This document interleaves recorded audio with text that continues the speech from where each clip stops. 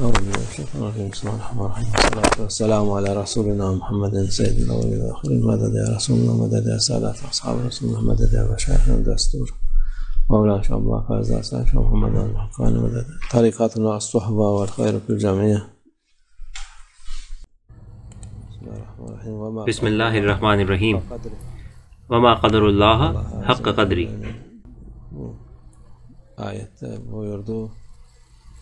اللہ عز و جل اس آیت میں کہتا ہے کہ لوگ اللہ کی قدرت اور اس کی عظمت کی قدر نہیں کرتے. وہ پوچھتے رہتے ہیں کہ وہ کیسا ہے.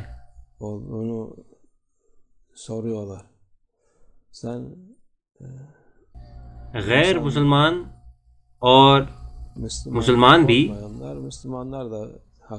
اللہ کی قدر اور اس کی قیمت نہیں جانتے.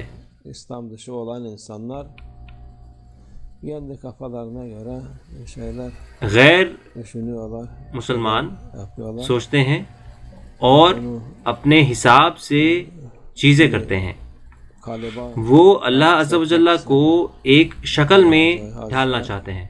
حاشا سے بہت دور. اللہ عز و جل لیس کمثلہ شیء، اس کے جیسا کوئی نہیں ہے. وہ ہماری عقل اور سمجھ کے پرے ہے. وہ ہمارے دماغ کے حد سے بہت اونچا ہے. اس لیے ہمیں اللہ عز و جل کی قدرت، اس کی عظمت اور طاقت جاننی چاہیے. لوگ اس کو سمجھ سکتے ہیں صرف ان چیزوں سے جو اللہ عز و جل کرتا ہے اور دکھاتا ہے، ان چیزوں سے جو وہ بناتا ہے. آپ اس کی ذات تک نہیں پہنچ سکتے. جیسے کہ لوگ قدر نہیں کرتے اللہ کی، وہ بتوں کی، مورتیوں کی پوجا کرتے ہیں، یا اس کی یا اس کی. حالانکہ یہ چیزیں انہیں کوئی فائدہ نہیں دیتی.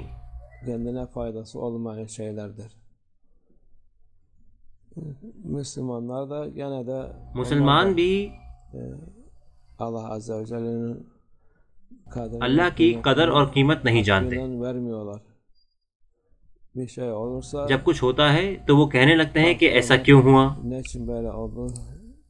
اللہ عز و جل ہمارے ساتھ ایسا کیوں کر رہا ہے، کیا یہ کوئی امتحان ہے یا کچھ اور. یہ آپ کا معاملہ نہیں ہے. آپ کو جو کرنا ہے وہ اپنے سے مطلب رکھنا ہے.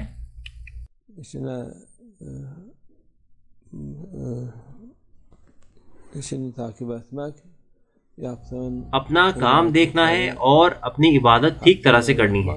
یہ آپ کا وظیفہ ہے. باقی چیزوں پر سوال کرنے کی کوئی ضرورت نہیں ہے.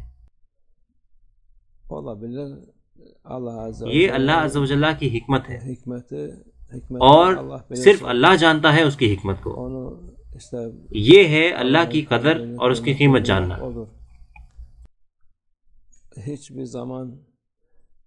آپ کو یہ نہیں پوچھنا چاہیے کبھی کہ یہ ایسا کیوں ہے. میں سوچتا ہوں کہ ایسا کیوں ہوا. میں تو روزہ رکھ رہا ہوں، نمازیں پڑھ رہا ہوں، پھر بھی میں اچھا نہیں کر رہا ہوں، میں بیمار ہوں، یا ایسا ہے یا ویسا ہے.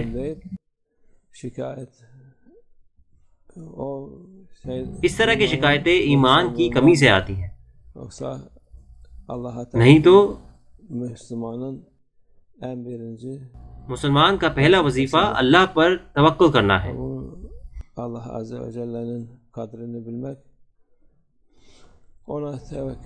عز و جل کی قدر جاننے کا مطلب ہے اس پر توکل کرنا، اس سے راضی ہونا جو بھی وہ دے، اور مطمئن رہنا، اس مقام پر پہنچنا.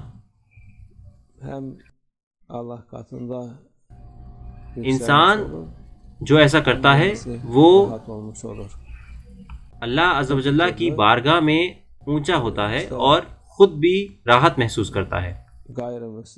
نہیں تو غیر مسلم، خاص کر عیسائی، آدم علیہ السلام پر غصہ ہوتے ہیں وہ کہتے ہیں کہ انہوں نے غلطی کی اور گناہ کیا اور اب ہم سب لوگ اس کی سزا بھگت رہے ہیں۔ ہاشا، وہ اللہ عز و جل کے پیغمبر ہیں، وہ ہمارے بزرگ ہیں، ان کی طرف بد اخلاقی کرنا ہمارے لیے کوئی فائدہ نہیں رہتا۔ یہ کچھ نہیں، صرف گناہ ہے۔ لوگ صرف اپنے گناہوں کو دوسروں پر رکھنا چاہتے ہیں۔ اس طرح کے ہزاروں اور لاکھوں مثالیں ہیں، اس لیے ان کے جیسے نہ ہوں۔ ہمارا وظیفہ ہے کہ ہم سارے پیغمبروں کو، صحابہ کو اور اولیاء کو عزت دیں۔ لا نفرق بین احد من رسلہ، آپ یہ نہیں کہہ سکتے کہ یہ پیغمبر اچھا ہے اور یہ پیغمبر برا، اس لیے ہمیں اس پر دھیان دینا ہے۔ اللہ ہمیں حقیقی ایمان عطا فرمائے، ہم اس کے محبوب بندے بنیں انشاءاللہ۔